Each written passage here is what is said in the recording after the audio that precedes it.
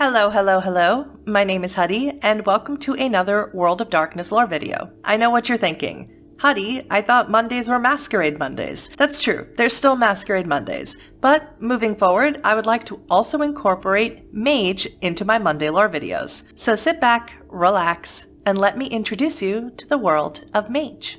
Magic is real, and that's magic with a K. Whether we call it science or witchcraft is irrelevant. Magic is the force of possibility and the will to shape the world as we know it.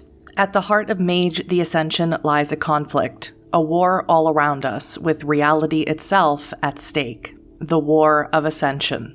When everything and nothing can be true, when the world itself can be shifted by those who stand against everything you believe in, one must fight and decide exactly what that fight will look like, because you're a part of it, whether you like it or not. In the most basic terms, a mage is a person with the power to reshape reality through force of will. The opposite of sleepers, the name mages use to refer to mortals who are not aware of magic in the world and/or their own inner power, the awakened believe so strongly in what they do that they literally change their world. With such power, however, pride, fanaticism, and corruption can quickly and easily consume those who wield it. After all, if you had the power of a god, what would you do with it, and what would it do to you?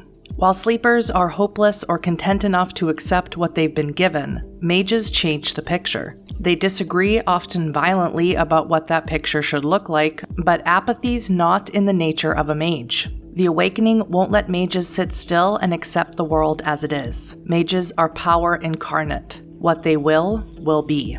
Although a war may be Mage the Ascension's core conflict, its dominant theme is hope. Things might get bad, but the possibility of change never goes away. Nothing is set in stone.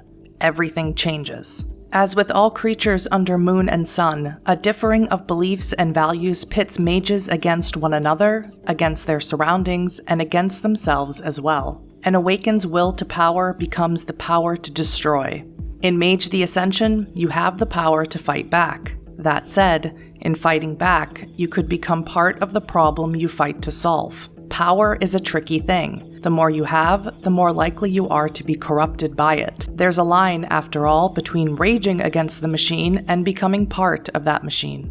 In general, mages strive toward a single overall goal: ascension. Problem is, they disagree about what ascension means, what it should look like, and even what kind of reality is the most beneficial to all. Everyone's got answers, but no one knows the truth. And so, mages fight about their ideals, and through this fighting, they drag their world towards an abyss. Who are the bad guys? Who are the good guys? We will talk about the factions in Mage the Ascension in future parts, but it's important to remember, all mages are heroic monsters. Some are more monstrous than others, but every one of them holds corruption deep within. Through their Ascension War, the world has suffered and continues to suffer.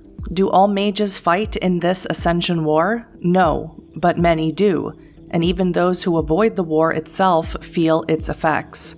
As I said before, choosing not to fight in it doesn't mean a mage isn't a part of it. In the Ascension War, reality itself is both prize and battlefield, and as a mage, your challenge is to claim a destiny in this world. Even though big factions fight a battle for reality, a mage is, by their very nature, a force of change, and in the end, the ultimate battlefield lies within. Should it be personal transcendence, universal peace, or is it science that will make the world a better place? The latter might seem like a strange idea at first, but we live in an interconnected world that is accessible by a small device that fits into our pocket. Did science give us this? Yes.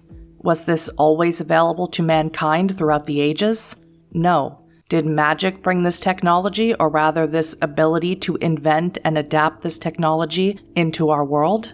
Well, what do you think? This can be considered my pre-introduction to the lore of Mage. Mage has been referred to as the thinking gamer's game, and honestly, it's a fair assessment. Mage has a massive lexicon, an intricate metaplot, and challenges its players to make a difference in their world. Now that you have the basics down, in the next Mage lore video, we'll go more in depth into the awakened and their struggles along the fragile path of being a mage. Remember, reality is what you make of it.